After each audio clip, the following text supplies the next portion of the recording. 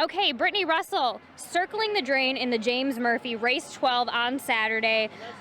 First time on the turf, takes the 5-post a mile on the turf. First of all, let's talk about what he's been done previously to that. Let's talk about the Federico Tessio. What was your kind of analysis of him after that race?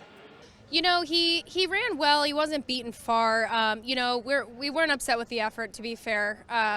We just sort of we put it in our pocket and we're moving forward. We always thought this horse would take to the turf, so we're gonna find out. Talk a little bit about that. Talk about why specifically the turf. Has that kind of always been the thought with him? He has a big, long way of going. Just he travels kind of turfy when you watch him train in the morning. He was running well in the dirt. We didn't want to change anything. We really didn't have an opportunity to try the grass. So this is our chance to take a shot. So why the James Murphy?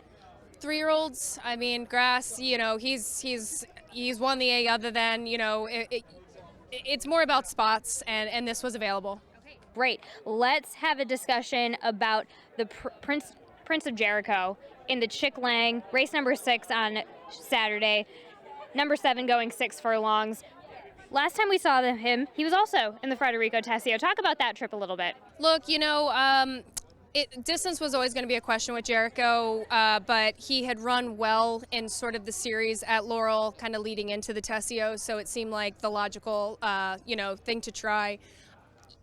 Tough trip. He took a lot of dirt, he was stuck some of the trip. Again, not upset with him. He ran his race, but ultimately I think he's better one turn. Look, tough spot, but he's doing well. We're going to give it a swing. Okay, great. With him going short, what's his best type of trip?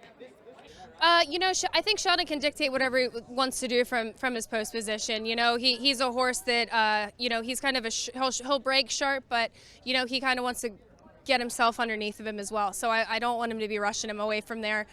Break sharp, let him sit, and hopefully he has some horse left. Okay, fantastic. Now let's talk about some of the big boys here in the Maryland Sprint. You have 2 of them. Let's talk about, of course, Wonder Where Craig is, coming out of the 11 post, 6 furlongs. What a race coming back into 2023.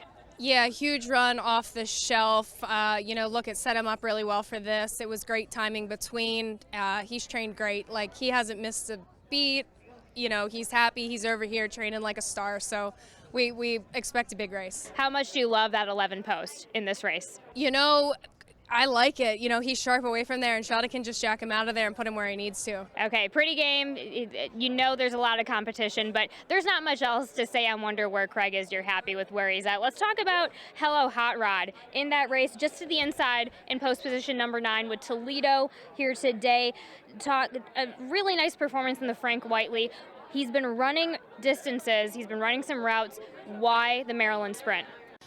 It's funny. Toledo worked him before we ran him in the 7/8 race, and he came back and he said, sprint this horse. And he ran really big going 7/8. Look, 6 furlongs, another cutback, very tough test, but he's just training so well. I feel like he's really stepped forward, and, it could set up. He could run a big race. Talk about that setup. What would be the perfect setup for him? I mean, there's definitely horses in there that are faster than him early. Look, a lot of it's gonna play into how the track's playing that day. But as long as he gets a free running trip, he's the type of horse he doesn't want to be wrestled around. So, Toledo, he knows how to ride him. He'll stay out of his way. And if he's there to pick up some pieces, it wouldn't surprise me.